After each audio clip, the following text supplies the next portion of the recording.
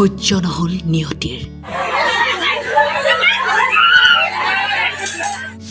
কাঢ়ি নিলে দুৰ্ভগীয়া মাতৃৰ একমাত্ৰ জোৱান পুত্ৰক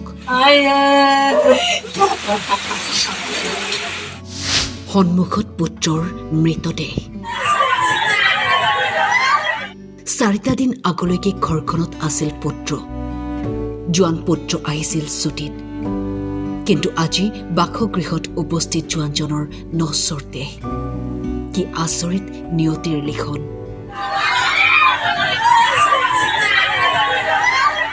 2022 চনৰ 1 জুনত অসম আৰক্ষীত যোগদান কৰিছিল দীপেন নাৰ্জাৰীয়ে এমাহৰ বাবে ছুটিত আহিছিল ঘৰলৈ 14 জুনত নিজ কৰ্তব্যত পুনৰ যোগদান কৰে কিন্তু কৰ্তব্যৰত জোৱানজনৰ হঠাৎ মৃত্যুৰ খবৰ আহিল পৰিয়ালটোৱে একো বুজিব পৰা নাই কেনেকৈ মৃত্যু হ'ব পাৰে পুত্ৰৰ ল'ৰা মোৰে ছাত্ৰ আছিলে 2004 চনত তেওঁ প্ৰথম মোৰ স্কুলতে এডমিশ্যন লৈছিল তাৰপিছত পৰিয়ালৰ মানুহে তেখেতক বহুত কষ্ট কৰি পঢ়াইছিল MLA কৰিছিলে ইয়াৰ পিছত 2022 চনে 1 জুন তাৰিখে তেওঁ অসম আৰক্ষীত যোগদান কৰিছিল আৰু ৰিচেণ্টলি 2024 চনৰ 1 জুন তাৰিখে তেওঁ 2 চনতে কমপ্লিট কৰিছিল চাকৰি যোগদান কৰা পৰিয়ালৰ অৱস্থা খুবেই বেয়া আছিলে আৰু এতিয়াও তেনেকৈ আছিলে কাৰণ যিহেতু তেওঁ চাকৰি কৰি ফেমিলি এটা ভাল এটা পৰিৱেশ গঢ়া আৰম্ভ কৰিছিলে তো এইখিনি সময়তে তেখেতৰ মৃত্যু ঘটে তেওঁ একমাহ পূৰ্বে ছুটিত আহিছিলে ছুটিত আহি 12 তাৰিখে তেওঁ ছুটিৰ পৰা ইয়াৰ পৰা গুচি যায় আৰু 12 তাৰিখে তেওঁ কেম্পত ডিব্ৰুগড়ৰ টেঙালহাটত উপস্থিত তেওঁলোকৰ কেম্পত পাইছিলে তাতে 14 তাৰিখ নিশা তেওঁ 11টা বজাৰ পৰা ৰাতি ডিউটি আছিল বুলি তেওঁলোকৰ যিটো মানুহ আৰক্ষী মানুহ তেওঁলোকে আমাক জনাইছে আৰু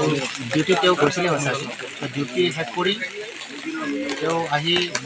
মানে এটা চেট আছিলে তেওঁলোকৰ ফিল্ডৰ ওচৰতে তাতে বোলে তেওঁ শুই থাকে তেওঁ বৰষুণৰ কাৰণে বাহিৰত যাব নোৱাৰে আৰু তাতে তেখেতৰ মৃত্যু ঘটে বুলি তেওঁলোকৰ সন্মুখীন হৈছে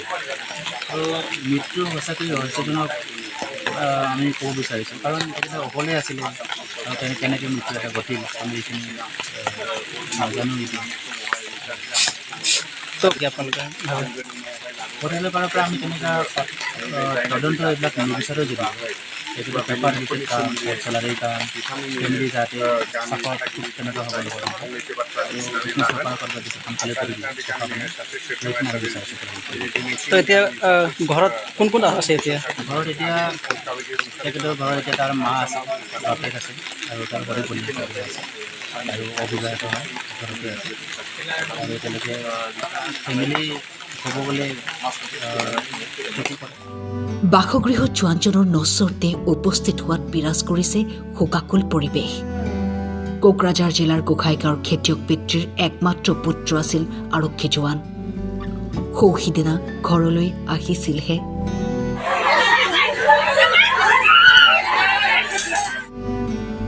গোসাইগাঁৱৰ পৰা বিশ্বজিৎ চৌধুৰীৰ ৰিপৰ্ট টাইম 8